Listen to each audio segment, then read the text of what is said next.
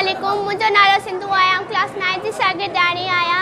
असांजे प्रोजेक्ट में वजिया, अरीबा, आसमा ऐं मौजूद आया। ठीक है, असांजे जेको प्रोजेक्ट जो नालो आहे वो आहे ज़मीन जी अर्ज़ियाती तारीख़।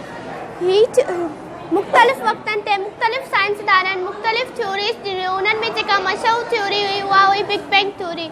बिग बैंग थ्योरी जो मतिलबु आहे त वॾे धमाके वारो नज़रियो। ही थ्योरी जियोलियो माइटर नाले साइंसदान काइनात जे पैदाइश जे बारे में 1927 में पेश कई। हिन थ्योरी मुताबिक़ पहिरीं हिकु बाहि जो बर्दर वॾो गोलो वॾो सिज हूंदो हो। कुझु गैसनि जे मेलाप जे करे हिकु वॾो धमाको थियो, जंहिंजे नतीजे में अॼु मौजूद हर ग्रह वजूद में आयो। उन खां अलावा ही जेके सिज, चंड, तारा, ज़मीन, आसमान आहिनि, इहे बि उन करे ई वजूद में आया।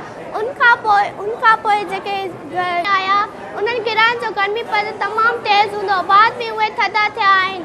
उनखां पोइ इंसानी ज़िंदगी आहे। बिग बैंग खां बाद में इंसानी ज़िंदगी 13.8 मिलियन सालनि खां पोइ शुरू थी। उन नालो अरीबा आहे, मां क्लास 9 जी शागिर्दाणी। अॼु जो मुंहिंजो टॉपिक आहे जियोलॉजिकल टाइम स्केल यानी ज़मीन जी अर्ज़ियाती तारीख़। ज़मीन जो पहिरियों दौर Precambrian, the age of algae fungi bacteria. हिन दौर खे अल्जी फंजाई बैक्टीरिया वारो दौर बि चयो वेंदो आहे। ज़मीन जो पहिरियों दौर ज़मीन जे ठहण खां वठी 600 मिलियन सालनि खां पोइ शुरू थियो।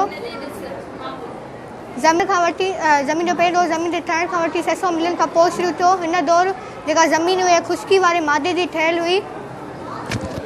ज़मीन जो आहे ख़ुश्की वारे मादे जी ठहियलु हुई ऐं उन में जेको खंड हो वॾो पेजी उन वटि हिकिड़ो खंड हो जंहिंखे पेजिया चइबो आहे। अॼुकल्ह 2 बिलियन साल अॻु उन में कुझु ज़िंदगी जा कुझु आसाम मिलिया जंहिंखे बैक्टीरिया ऐं नीरे साए रंग वारी अलजी। उन में कुझु नरम जिस्म वारा जानवर पैदा थिया जहिड़ो योगलीना, पैरामीशियम ऐं एमोबिया। उन खां अलावा उन दौर जे आख़िर में स्नेल ऐं तारो मच्छी पैदा थिया। पेलोज़ोइक द एज ऑफ इनवर्टिब्रेट, बिना करंगे वारा जानवर।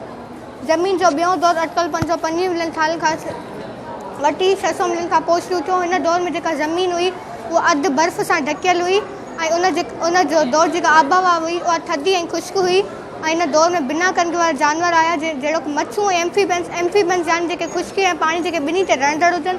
उनजो वॾो मिसाल ॾेॾर आहे। ॾेॾर उन खां अलावा जेके जानवर वजूद में आया उन्हनि में मच्छी, ट्रिलोबाइट, सांडो ऐं टिंटर वग़ैरह। Mesozoic the age of reptiles, रेडियो पाईंदड़ जानवरनि जो दौर। अस्सलाम वालेकुम, मुंहिंजो नालो वजिया आहे, क्लास 9 जी शागिर्दाणी आहियां। टियों दौर Mesozoic the age of reptiles. हिन में रेडियो पाईंदड़ जानवर ज़ाहिर थिया जीअं त स्नेक, डायनासोर, क्रोकोडाइल। पहिरीं त आबहवा थधी ऐं ख़ुश्की, पोइ गरम ऐं घिमियल थी वई।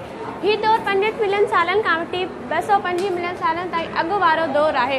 हाणे तव्हांखे चौथों दौर आसमा ॿुधाईंदी।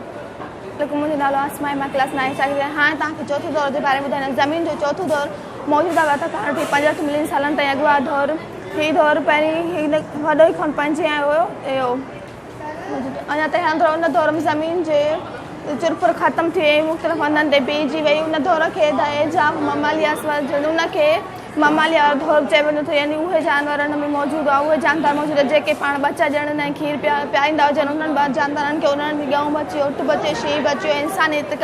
इंसानी पहिरीं जेको हुयो सो भोले वारी शिकिल में आहिस्ते आहिस्ते सिधो थियणु लॻो ऐं आहिस्ते जे इंसानु हिन पंहिंजी ज़िंदगी में इंसान जे हाणे मौजूदु शिकिल में आयो त इंसानु उन जी शिकिल में अची वियो।